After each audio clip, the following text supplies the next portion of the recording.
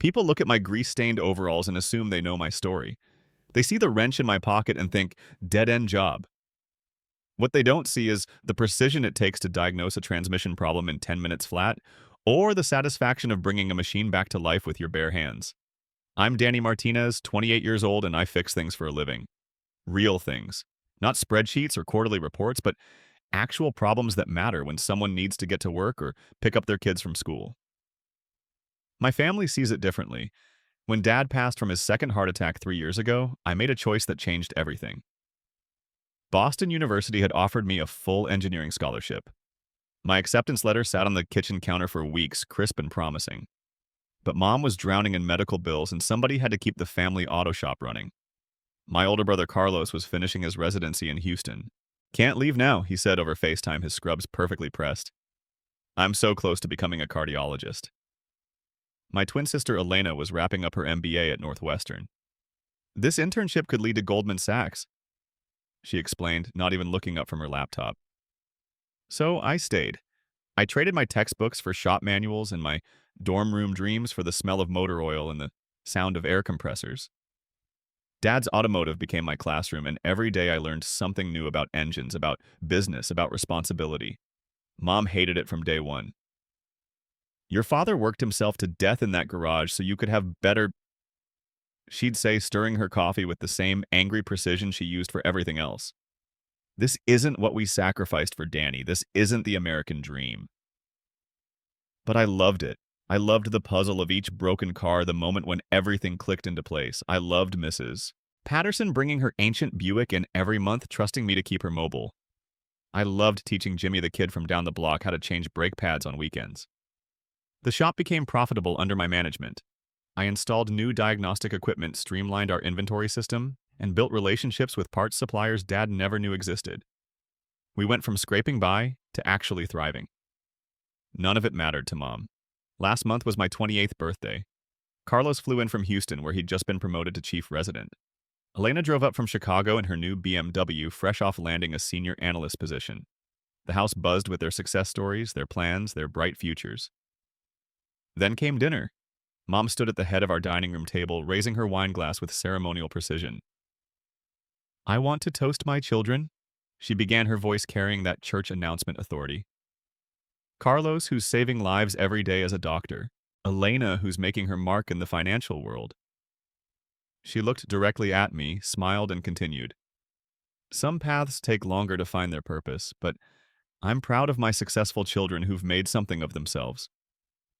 The silence that followed felt like a punch to the gut. Carlos shifted uncomfortably. Elena studied her wine glass like it held the secrets of the universe. Neither said a word when Mom added, "Of course we all hope Danny will figure things out eventually." That night, I found a family group text I wasn't included in. Elena's phone was face up on the counter when a notification popped up, "Mom's Right Future Planning Group." My own sister had created a chat called Future Planning that apparently didn't include me. I walked out to the garage, sat on Dad's old workbench, and stared at the empty bays. This was where he'd taught me to hold a wrench, where he'd shown me that honest work had dignity. This was where he'd said, "Son, it doesn't matter what you do as long as you do it with pride." But his voice felt distant now, drowned out by Mom's disappointment and my siblings' silence. 2 weeks later, everything exploded. The explosion came during Sunday dinner at Aunt Rosa's house. The whole extended family was there. Cousins, uncles, even Grandma Martinez in her wheelchair by the window. Everyone was sharing updates about their lives when Mom decided to make her grand announcement. "I'm so blessed," she began, dabbing her eyes theatrically. "Carlos just got accepted into the Cardiac Surgery Fellowship Program. Elena's company is promoting her to vice president. My successful children make all the struggle worthwhile." She paused, looking around the room with practiced timing. "Of course, some children choose different paths. Danny decided college wasn't for him. He'd rather stay in that dirty garage his father left behind." Her voice carried that sweet poison tone she'd perfected. "I suppose someone has to fix cars, right?" The room went dead quiet. Cousin Maria looked at her plate. Uncle Tony suddenly found his beer fascinating. Even Grandma, who usually defended everyone, just stared out the window. But what broke me wasn't Mom's words. It was watching Carlos nod approvingly and Elena actually smile. My own siblings sitting there like I deserved this public humiliation. I stood up slowly, every eye in the room tracking my movement. "You're right, Mom," I said, my voice steady. "Someone does have to fix cars. Someone has to keep Dad's legacy alive while everyone else runs away from it. Someone has to pay the bills you left behind." Mom's face flushed. "Danny, don't make a scene." "A scene?" I laughed, but there was no humor in it. "You just told 20 people that my life's work is shameful and I'm making a scene." Carlos finally spoke up. "Danny, calm down. Mom didn't mean it like that." "Didn't she?" I turned to face him. "Tell me, Dr. Martinez, when Dad had his first heart attack, who stayed up with him in the hospital, when the shop was about to close because no one could run it, who learned the business from scratch?" Elena shifted uncomfortably. "We all had our own responsibilities." "Right. Your responsibilities were more important than family." I pulled out my phone and opened our family group chat. "Let me read something interesting I found." Mom's eyes widened. She knew what was coming. "Elena's message from last week, maybe it's time we stopped pretending Danny's garage hobby is a real career. Mom's embarrassed to tell her friends what he does." Carlos replied, "Agreed. We need an intervention." The room was silent except for Grandma's oxygen tank humming. I looked directly at Mom. "You want to know what's embarrassing, raising a son who sacrificed his dreams to save the family business, then treating him like a failure because he got his hands dirty doing it?" I walked toward the door, then turned back one last time. "Dad would be ashamed of all of you." Mom gasped. "How dare you speak to me that way? How dare you speak about Dad's life's work that way?" I grabbed my jacket. "I'm done pretending this family gives a damn about anything but appearances." I drove home in silence, hands shaking on the steering wheel. When I got there, I did something I should have done years ago. I opened our family group chat and typed one message. "Don't contact me again, any of you. I'm no longer part of this family." Then I blocked every number, deleted every social media connection, and sat in Dad's old recliner staring at the wall. The next morning, I woke up expecting regret. Instead, I felt something I hadn't experienced in years: relief. No more walking on eggshells, no more apologizing for who I was, no more watching the people who should love me treat me like a disappointment. I made coffee, opened the shop, and got to work. Mrs. Patterson brought in her Buick with a strange rattling sound. I diagnosed a loose heat shield in 15 minutes and had her back on the road before lunch. She paid me, thanked me, and told me I was a lifesaver. That's when it hit me. She valued what I did. My customers trusted me with their most important possession, their ability to get around to work to live their lives. That wasn't shameful, that was essential. By evening, my phone was buzzing with missed calls. Mom, Carlos, Elena, even some cousins. I didn't answer. I didn't read the voicemails. Instead, I did something that would change everything. I enrolled in night classes at the community college, business management, automotive technology certification, even some engineering courses I'd always wanted to take. If my family thought I was just a grease monkey, I'd show them what this grease monkey could really do. The silence from them was deafening. For 3 weeks, nothing. No apologies, no attempts to make things right. Just radio silence, like they'd decided to let me disappear. That's when I realized something crucial: they weren't fighting for me because they didn't think they were wrong. And that's exactly when everything started to change. 6 months after cutting ties with my family, I was living a completely different life. And the crazy part? I was happier than I'd been in years. My days had a rhythm now. Up at 5 a.m., coffee with the sunrise, then straight to the shop. I'd added evening classes 3 nights a week, business administration, advanced automotive diagnostics, and even some computer programming. Turns out modern cars are basically computers on wheels, and I was determined to master every aspect. The shop was thriving. Word gets around fast in a small town when someone actually fixes your car right the first time. I'd hired 2 part-time mechanics, Tommy, a retired guy who knew engines like poetry, and Jessica, a 22-year-old who could diagnose electrical problems faster than our computer scanners. But the real change was meeting Sophia. She walked into the shop on a Tuesday morning, frustrated and running late for work. Her Honda Civic was making a grinding noise that had 3 other shops stumped. They'd all quoted her expensive transmission work. "Look," she said, keys jingling in her hand. "I need someone to tell me the truth. Is this car worth saving, or should I just buy something else?" I popped the hood, listened to the engine, then took it for a quick test drive. 5 minutes later, I had the answer. Your brake pads are completely shot and they're grinding against the rotors, I told her. Nothing wrong with your transmission. 200 bucks in parts and you're good as new. She stared at me like I'd just told her she'd won the lottery. 3 shops told me I needed a $2,000 transmission rebuild. 3 shops were wrong. I handed her the keys back. Come back this afternoon, I'll have you fixed up. That afternoon, she returned with coffee for both of us and a smile that could power the whole shop. Sophia worked as a nurse at the county hospital, pulling 12-hour shifts and studying for her nurse practitioner certification in her spare time. She understood long hours, hard work, and the satisfaction of actually helping people. We started talking about cars, then work, then life. She didn't care that I had grease under my fingernails or that my family thought I was a failure. She cared that I'd saved her from a scam and treated her with respect. You know what I like about you, she said, leaning against her perfectly running Honda. You fix things instead of just talking about fixing them. That was it. That was the moment I realized I was falling for someone who saw me clearly. We started dating slowly. Coffee dates between her shifts, lunch at the diner when I could get away from the shop. She'd study for her exams while I worked on night class assignments. We were both building something, both pushing toward the better versions of ourselves. 3 months later, she moved in with me. Not because of some grand romantic gesture, but because it made sense. We were partners in the truest way, supporting each other's dreams without trying to change each other's core. Sophia never asked about my family. She'd noticed I didn't get calls, didn't mention siblings or holidays. One evening while we were making dinner together, she finally brought it up. You don't talk to your family, do you? I paused, knife halfway through an onion. No. Want to tell me why? So I did. I told her everything. Dad's death, the sacrifice, the years of being treated like a disappointment, the final confrontation. She listened without interrupting, her hand finding mine when my voice got rough. When I finished, she was quiet for a long moment. They have no idea who you really are, she said finally. What do you mean? Danny, you're 28 years old and you own a successful business. You're taking college classes while working 60-hour weeks. You saved your family's legacy when no one else would step up. You're literally doing everything they claim to value. Education, success, responsibility, just not in the package they expected. She squeezed my hand. Their loss. That night, lying in bed, Sophia asked the question that changed everything. What would happen if you expanded the shop, added more services? I'd been thinking the same thing. The town was growing with new developments going up everywhere. People needed reliable automotive service, but the nearest dealership was 40 minutes away.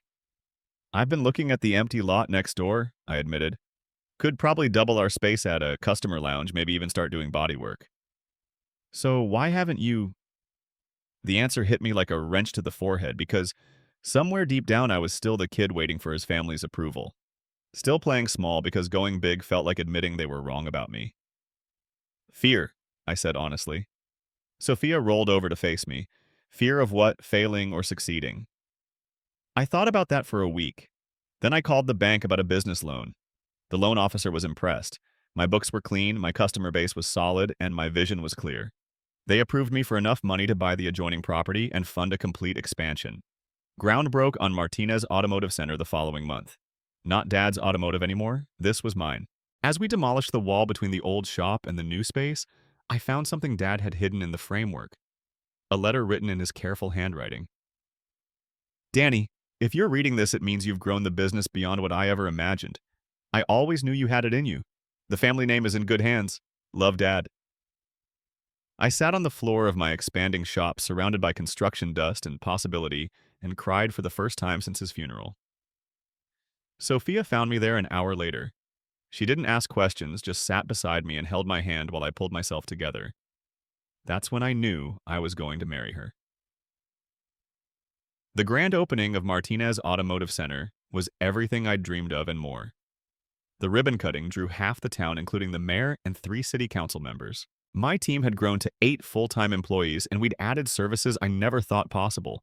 Hybrid vehicle certification, fleet maintenance contracts, even a detailing department. The local newspaper ran a full-page feature story titled, From Garage to Empire, How Danny Martinez Revolutionized Auto Service. The photo showed me in front of our gleaming new facility wearing a clean button-down shirt instead of my usual coveralls, but still holding Dad's old wrench. Sophia stood beside me in that photo, beaming with pride. We'd gotten engaged 2 months earlier, no fancy proposal, just a quiet moment in the shop after closing when I realized I couldn't imagine building this life with anyone else. I want you to be my partner in everything, I'd told her, ring box shaking in my grease-stained hands. I already am, she'd replied, laughing as she said yes. The business exploded overnight. Word spread through social media faster than I could keep up. Customers drove from 3 counties away because they'd heard about the honest mechanic who'd turned his father's garage into something special. We were booked solid for 6 weeks out. Then came the call that changed everything. I was reviewing quarterly reports when Jessica knocked on my office door. "Danny, there's someone here to see you, says she's your mother." My blood went cold. Through the window, I could see her standing in our customer lounge looking around like she was appraising real estate. Same perfectly styled hair, same designer purse, same expression of controlled disapproval she'd worn my entire childhood. "Tell her I'm busy," I said. "She's been waiting for an hour. Says she'll wait all day if she has to." I closed my laptop and walked out to the lobby. Mom turned when she heard my footsteps, her face breaking into what she probably thought was a warm smile. "Danny, look at this place. I'm so proud of what you've accomplished." The words felt like sandpaper on an open wound. 2 years of silence, and now she was proud. "What do you want, Mom?" Her smile faltered slightly. "I saw the article in the paper, and Mrs. Rodriguez from church mentioned you were engaged. I wanted to congratulate you." "Congratulations noted. Anything else?" She looked hurt, which would have worked on the old Danny, the one who still cared about her approval. "Honey, I know we had some disagreements, but family is family. I'd love to meet Sophia. Maybe we could all have dinner this weekend." I stared at her for a long moment. This woman who'd publicly humiliated me, who'd let her other children plan my intervention, who'd spent years making me feel worthless for choosing honest work over a college degree. "No," I said simply. "Danny, please. I know I said some things I didn't mean." "You meant every word. The only thing that's changed is that now you can brag about me to your church friends." Mom's composure cracked slightly. "That's not fair. I always loved you." "Love isn't conditional on success, Mom. You taught me that by showing me what conditional love looks like." I turned to walk away, but she grabbed my arm. "Your brother and sister want to see you too. Carlos is back in town next month for a conference. Elena's been asking about you." Have they really, or did they just realize that cutting out the embarrassing brother wasn't such a smart move once he became successful? She didn't answer, which was answer enough. That evening, I told Sophia about the visit. We were in our apartment above the shop, something I'd had built during the expansion, so we could be close to the business. "How do you feel?" she asked, curled up beside me on the couch. Honestly, nothing. I felt absolutely nothing when I saw her. Is that good or bad? I thought about it. Good, I think. It means I really am done needing anything from them. 2 weeks later, Carlos showed up. Unlike Mom, he didn't wait in the lobby. He cornered me at the coffee shop across the street during my lunch break. "Danny," he said, sliding into the booth across from me. "We need to talk." He looked exactly the same. Expensive shirt, perfect haircut, that confident smile that used to make me feel inferior. "We really don't," I replied, not looking up from my sandwich. "I owe you an apology?" Now I looked up. "Do you—" "Yes, we handled things badly. Mom was stressed about money after Dad died, and we let her take it out on you. That wasn't right." I set down my sandwich. "Carlos, you didn't just let her take it out on me. You actively participated. You sat there while she humiliated me in front of the entire family. You created group chats to discuss my intervention." His face flushed. "We were worried about you." "Bullshit. You were embarrassed by me. There's a difference." "Danny, come on. We're brothers. Brothers don't abandon each other when things get tough. Brothers don't let their mother publicly shame each other. Brothers don't pretend someone doesn't exist until they become useful again." I stood up, leaving money on the table. "I don't need your apology, Carlos. I needed your support 3 years ago, and you chose med school instead." "That's not fair. I had obligations." "So did I. The difference is I honored mine." I walked out, leaving him sitting there with his perfect excuses. That night, Sophia found me in the shop working on an engine rebuild at 10 p.m. "Stress therapy?" she asked, pulling up a stool. "Something like this." I wiped my hands on a rag. They're all coming out of the woodwork now. Suddenly I'm worth talking to. Are you tempted to let them back in? I considered the question seriously. Part of me, the part that was still 8 years old and desperate for mom's approval, wanted to say yes, wanted to believe they'd really changed. But then I looked around the shop, at the business I'd built from nothing, at the life I'd created with Sophia, at the team of people who respected me for who I was, not who I might become. No, I said finally. I'm not tempted at all. Good, Sophia said, kissing my cheek. Because tomorrow the Chamber of Commerce is announcing you as Business Owner of the Year. I stared at her. What? She grinned. Surprise! Turns out building something meaningful gets noticed. The next morning, my phone started buzzing with congratulations messages from numbers I didn't recognize. Then I saw why.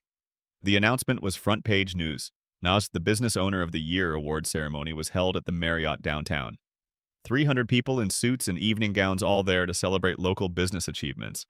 I wore Dad's old tie, the only fancy one he'd ever owned, with a new navy suit Sophia had insisted on buying. When they called my name, the applause was thunderous.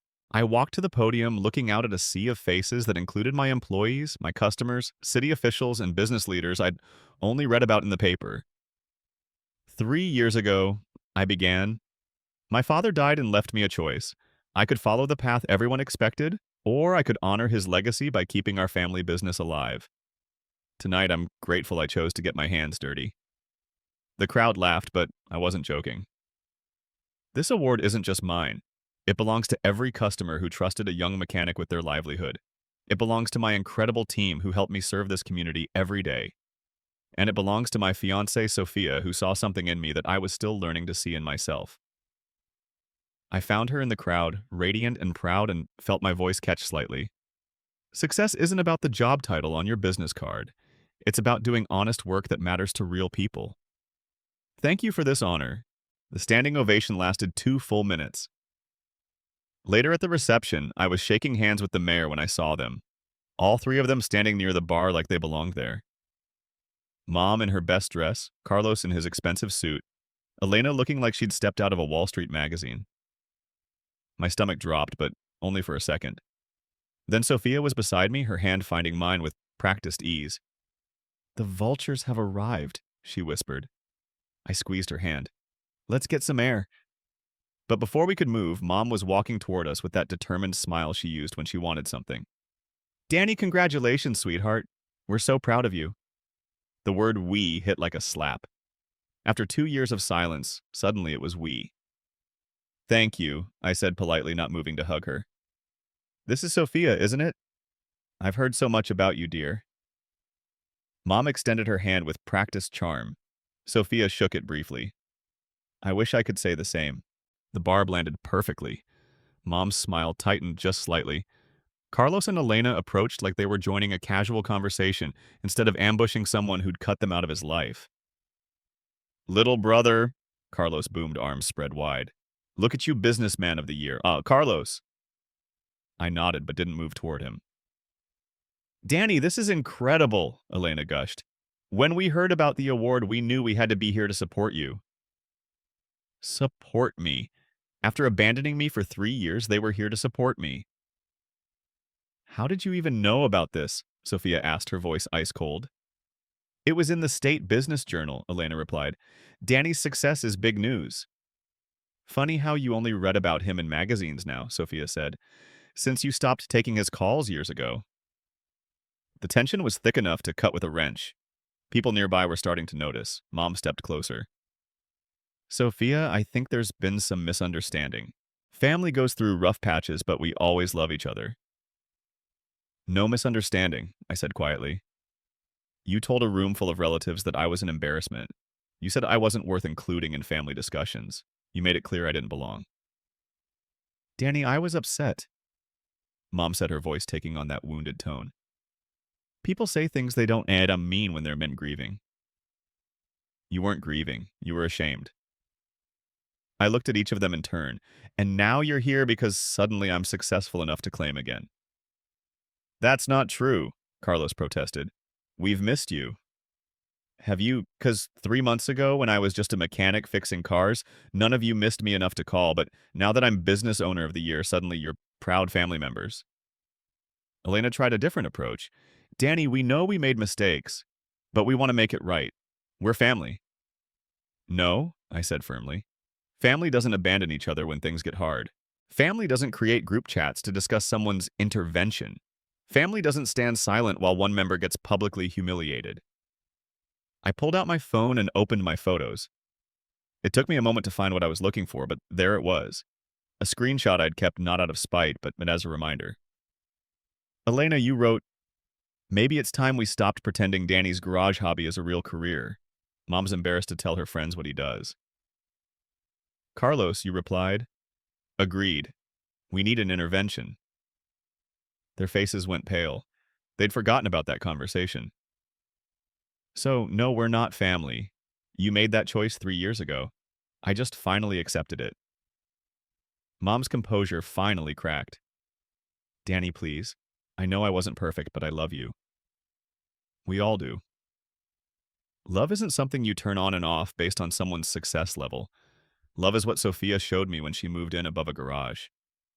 Love is what my employees show when they trust me to lead them. Love is what my customers show when they bring me their problems. I gestured around the room. Everyone here tonight sees value in what I do. You three only see value in what I've become successful at. Sophia stepped forward. Danny built something incredible from nothing while you all criticized him for not following your prescribed path. He doesn't owe you access to his success. We're his family, Mom said desperately. Family is earned, Sophia replied, and you lost that privilege. I looked at them one last time. These people who'd shaped my childhood, who'd made me feel small for so many years, who'd taught me that love was conditional on performance. I need you to leave, I said quietly. Don't come to the shop. Don't come to our wedding. Don't contact us again. Danny, Carlos started. Leave, now. They looked at each other, realizing this wasn't going according to their plan. Mom tried one last desperate play. Your father would want us to be together. That broke something in me. The final insult? Using Dad's memory to manipulate me. Dad would be disgusted with all of you, I said, my voice carrying across the reception area.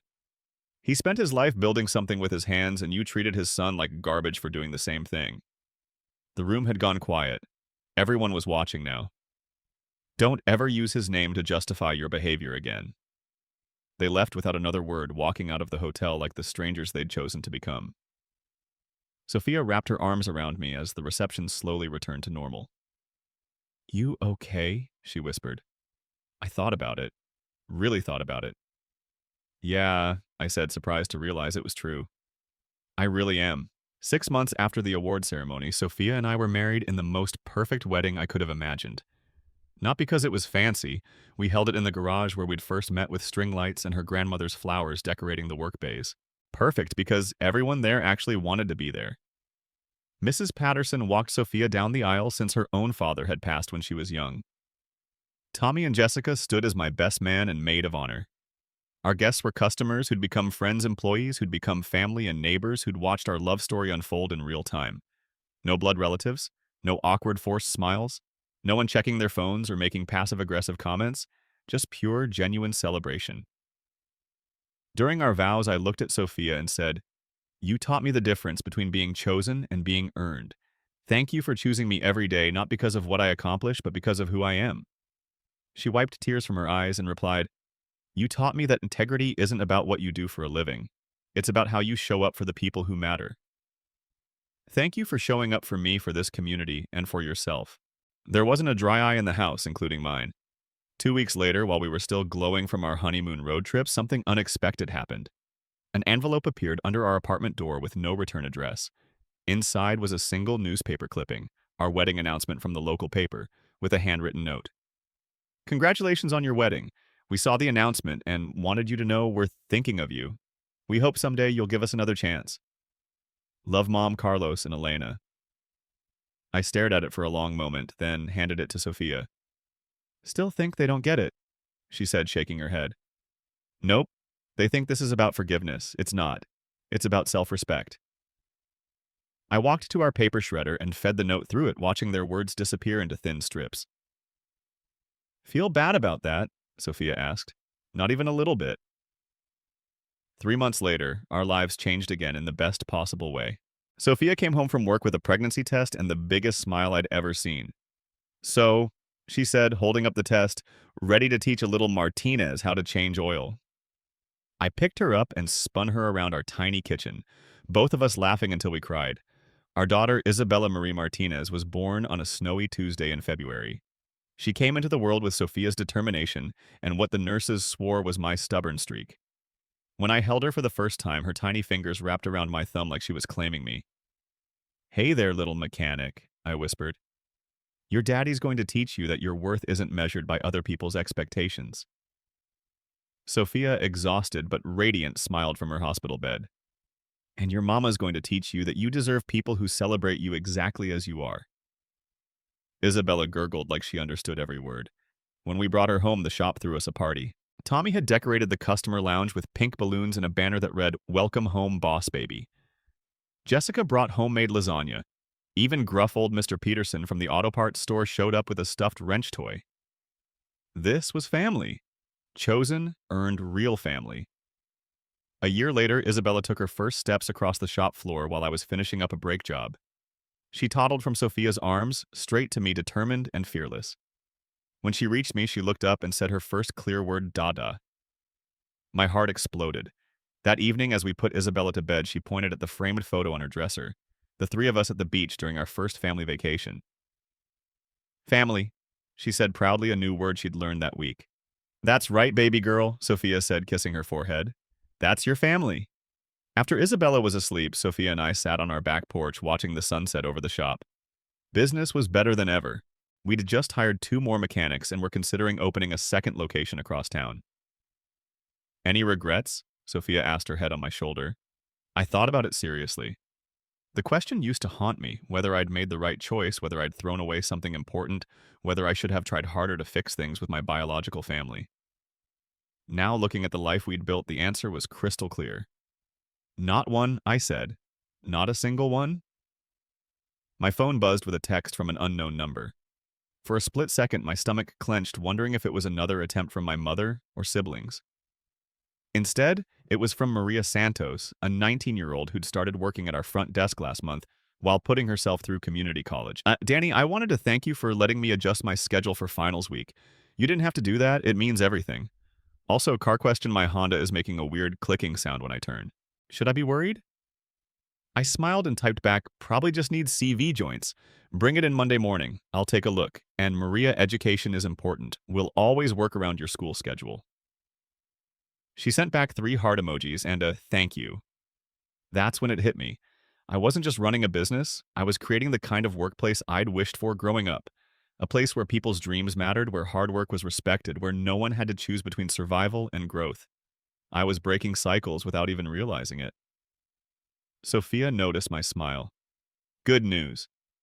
"The best news," I said, showing her the text exchange. "I think we're doing something right." She squeezed my hand. "Your dad would be so proud." For the first time in years, thinking about Dad didn't hurt. It felt warm, complete, like a circle finally closing. "Yeah," I said, looking out at the shop where it all began. "I think he would be." And later that night, I walked through the empty bays, running my hand along the workbenches where Dad had taught me to hold a wrench, where I'd learned that honest work had dignity, where I'd discovered that success isn't about what other people think, it's about who you become when no one's watching. Tomorrow, Isabella would wake up in a house full of love. Sophia would save lives at the hospital while studying to advance her career. I'd help people solve problems and keep their lives moving forward. Our team would show up knowing their boss valued them as people, not just employees. This was my American dream. Not the version my mother had imagined, but the one I'd built with my own hands. And it was perfect.